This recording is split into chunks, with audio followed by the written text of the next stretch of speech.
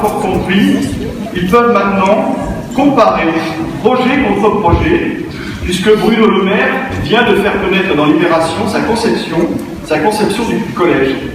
Cela risque en effet de refroidir les ardeurs de ceux qui pouvaient encore espérer un retour au statu quo dès 2017. Même si, évidemment, cette vision de Le Maire se trouve en total décalage avec la position de Sarkozy qui promet, une fois de plus, sur un sujet supplémentaire, d'abroger. C'est-à-dire que le prochain quinquennat, s'il arrive, sera le quinquennat de l'abrogation de quasiment tout ce qui aura été fait avant. Cette réforme du collège, nous la négocions au SUSA depuis des mois avec le cabinet, et nous ne sommes pas les seuls. Les autres organisations aussi la négocient depuis des mois, en off et en on, avec le cabinet et la DGESCO. Et disons-le, contrairement à ce que vous allez nous faire croire au concert des immobiles, elle n'a en effet rien de révolutionnaire. C'est une modeste évolution. Ça n'est pas une révolution.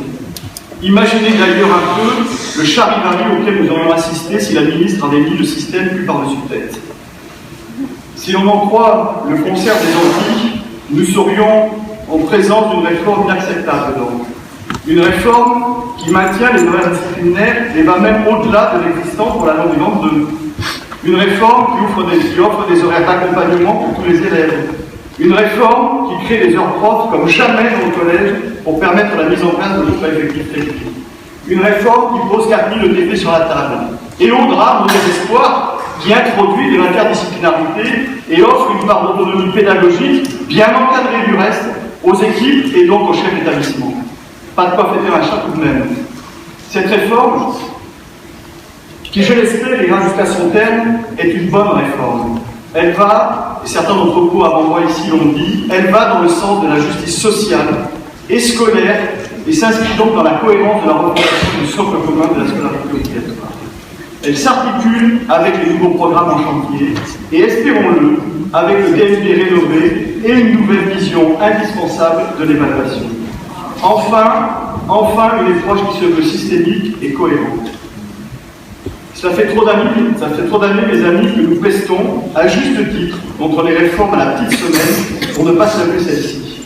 Je l'ai dit, elle n'est certes pas parfaite, elle aurait pu aller plus loin, mais elle a le mérite de tracer un cap lisible, d'encourager des processus que cette période récente a pu apparaître entre nous parfois quelques divergences, quelques désaccords, quelques alignements, et que sur certains sujets nous puissions avoir, comme avec d'autres syndicats de notre fédération, des nuances, voire quelques mandats contradictoires, quoi de plus normal, puisque nos approches métiers ne sont pas de même nature.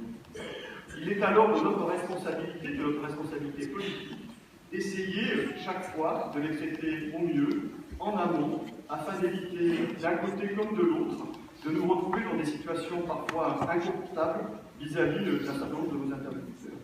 Cela nécessite donc des échanges plus fréquents entre nos organisations, des préparations en amont, de façon à préserver cette large cohérence qui fait, je le redis, notre force dans la fédération, la seule fédération d'ailleurs qui représente véritablement tous les métiers de l'éducation. Pour conclure sur ce registre et pour conclure mon intervention, je voudrais ici saluer notre ami Catherine Couteau, avec qui nous avons mené ce travail de cohérence fédérale tout au long de ces mandats de ces ministériels. Nous avons tous su, avec Catherine, trouver la voie pour rendre compatible la diversité de nos approches, sans pour autant avoir une expression fragmentée, donc affaiblie. Merci Catherine pour ton engagement, merci pour ta disponibilité, ton écoute, ton esprit de synthèse, ta détermination ici, et surtout merci pour ta bonne humeur. Bon courage à tous.